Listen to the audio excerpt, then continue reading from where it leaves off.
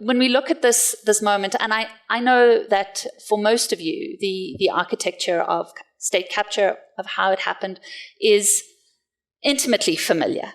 But I think it is worth, nonetheless, sort of stepping back and recognizing that when we talk about state capture and systematic corruption in South Africa, we often tend to conceptualize it as this deployment of persons or networks to capture state government departments, state-owned enterprises, which allowed for maximum looting and siphoning off of funds, so that those perpetrators were enriched and their cronies and coteries were thereby enriched.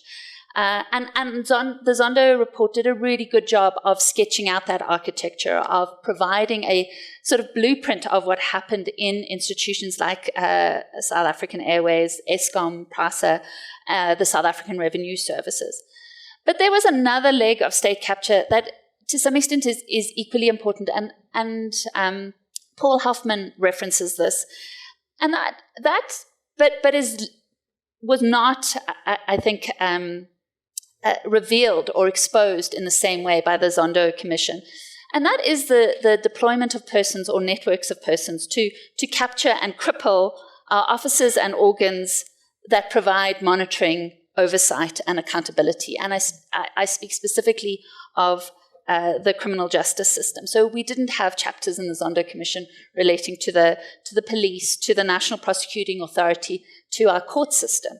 And I think that is a very important leg which we need to keep in mind.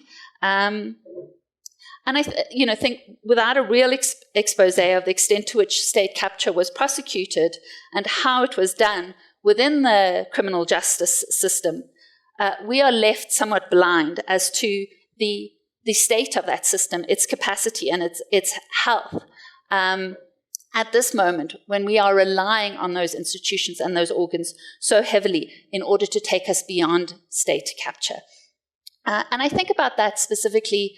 Paul Pretorius has already referenced some of the news items this week, and most explosively, perhaps the conviction and sentencing of Chifiwe Motodzi, who was the kingpin in the VBS scandal.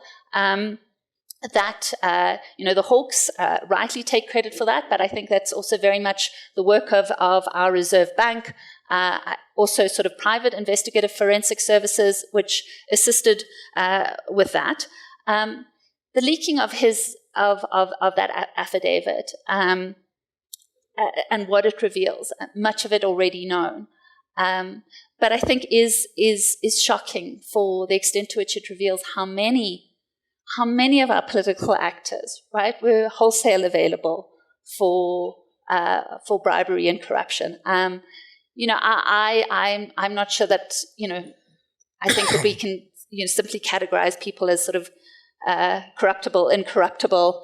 That's sort of core to their constitution. I think what something like the Chifiwe Matodzi's affidavit reveals is just the extent of impunity. And the extent to which so many in our political class were able to be bought, that raises real questions about the extent to which we are seeing. I mean, as important as it is that Chifiwe Matodzi is now facing some accountability, the questions raised: to what extent are our criminal justice organs and institutions prepared to proceed against politically connected individuals? So those in the political class, not only those who took bribes, but there were a number of whistleblowers who were slain, who were assassinated for exposing the wrongdoing, whilst those who pulled the trigger have been arrested. Those who masterminded and directed those assassinations, there's been no word. And that's the case with Babita Diakaran, right? And we see those at the highest level, who we have to assume are operating at the highest level, essentially remaining entirely immune and enjoying this whole-scale impunity.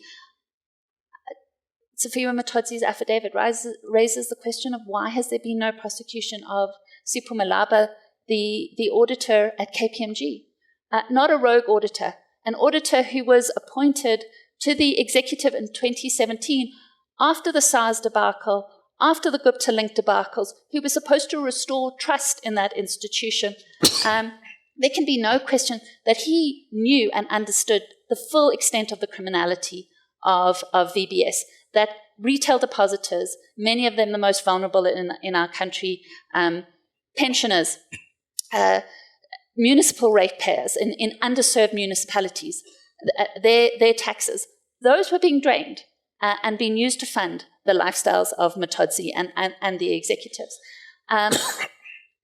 Earlier this year, 500 million rand settlement has been entered into between the Reserve Bank and KPMG.